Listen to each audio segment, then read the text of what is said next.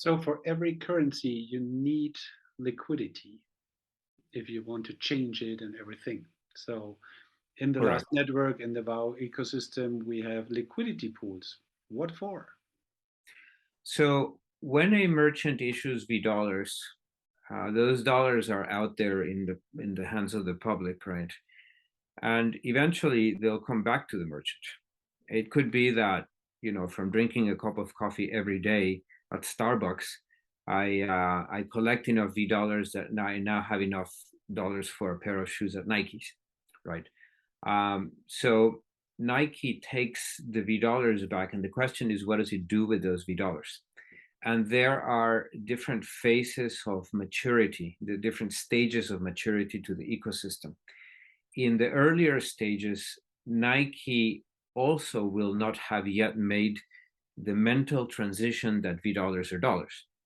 And mostly that mentality has to do with the acceptability of V dollars, right? In the beginning, merchants are accepting them, but manufacturers are not. So when Nike receives these V dollars, their question is, how do I convert them into real money? And the answer to that question is liquidity pools. They're going to take those V dollars and dump them onto a liquidity pool. So the money is already sitting there waiting for them. And then they take that real money and they go pay their vendors because their vendors accept real money. Across time, what happens is we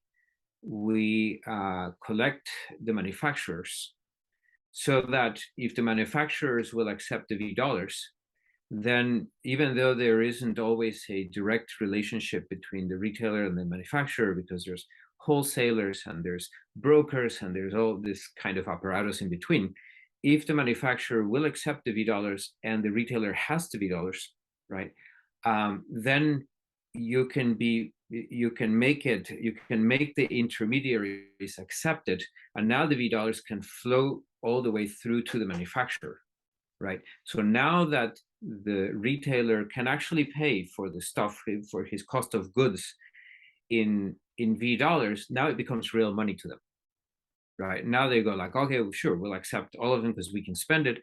And actually before that, there's another stage where they may not be able to pay for cost of goods, but they can pay for cost of labor. So corporations will be able to pay their employees in V dollars because the employees can go to the supermarket and pay for food with V dollars, or to the gas station, or they can pay their insurance in V dollars. So all of this is a series of overlapping sort of interconnected emergence, right? It's I forgot now what I think the Buddhist term is interdependent origination, right? It's the whole thing rising at different areas of the world and sort of interconnected, pulling itself up. And then at the end of that, of course, V dollars are real. And then the realization will be, actually, V dollars aren't what's really real. It's actually Vow that's really real. So here we differ from the US dollar in a very significant way, because the dollar has no reserve currency. The dollar is the reserve currency, right? And when you can expand the reserve currency in an arbitrary way, you've destroyed its qualifications as a reserve currency. In our case, we can print as many V dollars as we like, right? So long as they have the proper collateral in Vow, so that the issuance of V dollars is actually a proxy for demand of Vow, and Vow is limited in quantity.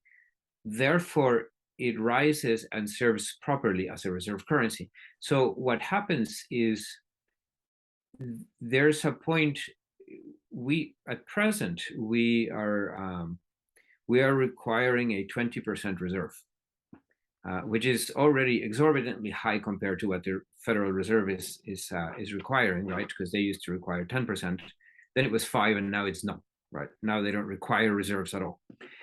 we require 20% reserve in Vow. And that's really because we understand that at this level of maturity of the ecosystem, we need to incentivize it. Once the ecosystem starts to grow, we will ratchet that up to maybe 40%, and then 60%, 80%, and eventually 100%. When we require 100% collateral in Vow for the issuance of a V dollar, the V dollar basically disappears, right? There is no point anymore in having a V dollar or a V euro or a V ruble or ringgit. And at that point, Vow becomes the actual currency of the planet,